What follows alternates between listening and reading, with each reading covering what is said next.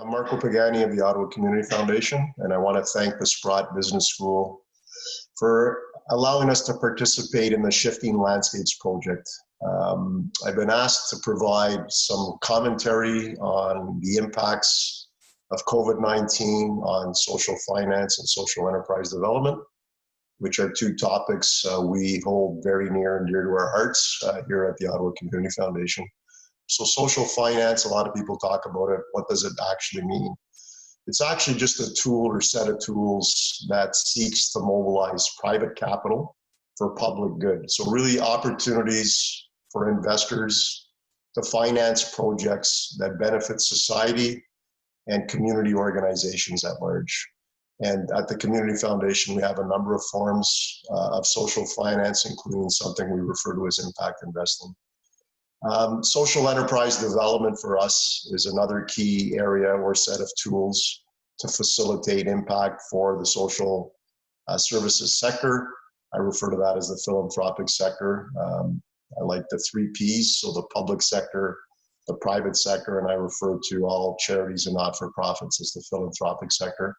So for us, social enterprise is really the application of business principles in order to further a social good. And our view has always been that social finance and social enterprise development are ways to facilitate injecting business thinking, systems level thinking, facilitating lessening dependence of the sector, the philanthropic sector, on only grant money, and ultimately scaling impact.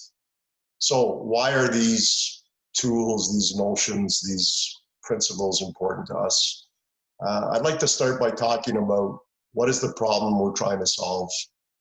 And my view is the raison d'etre, the motivation for the philanthropic sector, is to ultimately lead a cross-sectoral coordinated effort in driving socioeconomic indicators in the positive direction. So if those indicators are negative, we should be driving numbers towards 0. And if those indicators are positive, we should be driving numbers to 100%. So in Ottawa, the capital city of what many, including me, believe is the greatest nation in the world, a capital city of 1 million people, we have 60,000 households that suffer from some form of food insecurity.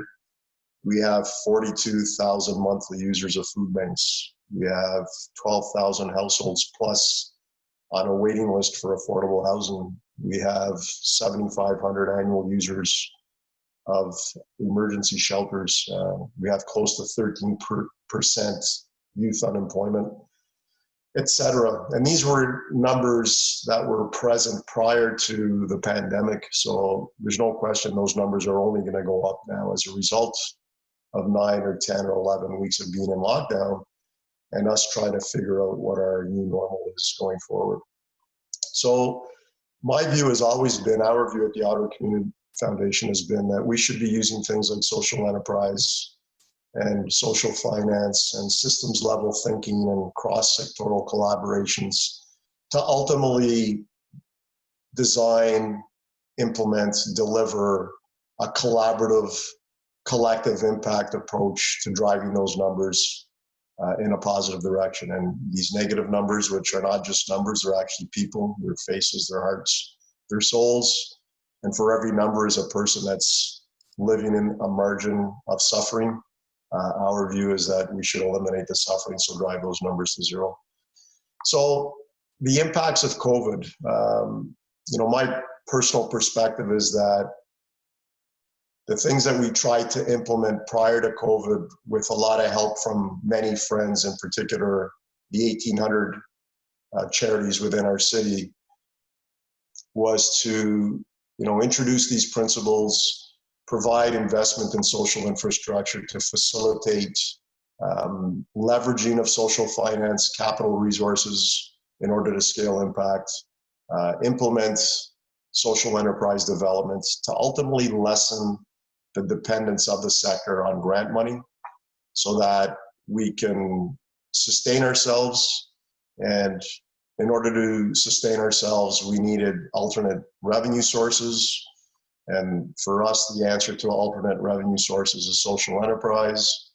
And the answer to social enterprise was investment in something we call a social enterprise platform, which is really an ecosystem of multi-service provider players from all sectors that help the sector learn how to do business case development and access to technical support and market and brand their new services and products that are revenue generating opportunities to ultimately lessen, like I said, that impact or that dependence on grant money. So as a result of COVID, one of the natural reactions could be to revert back to what is comfortable to us, revert back to our dependence on grant money. And I actually think that's the wrong thing. So my fear in the response to COVID is reverting back to the old normal versus staying on the trajectory of injecting sustainability, of revenue generation, of applying business principles, of leveraging debt financing, et cetera, in order to maximize impact. So I think we have to work harder in order to make sure that the social finance, social enterprise trajectory that we helped instantiate, and by the way, that's translated to over 150 social enterprises in our local 1,800 charity ecosystem, which is not an insignificant number. We got to do more of that. So we got to be bigger, faster, stronger. So this video is just really an introduction to that notion, an introduction to understanding and recognizing that it might be easy to revert back to the way things were before. I would suggest that the fault lines in our existing systems, in particular in our social infrastructure, are now showing up because of the stresses of COVID-19. If we had gone further down the path of injecting sustainability and building resilient social infrastructures through systems lenses, my suggestion would be we would be in a better position to respond to the pandemic. The good news is during the pandemic, we've seen really good examples of people stepping up and encouraging collaborations and working with private and public sectors and trying to implement a systems lens. But, trying to do that in the midst of fighting a pandemic is not necessarily easy.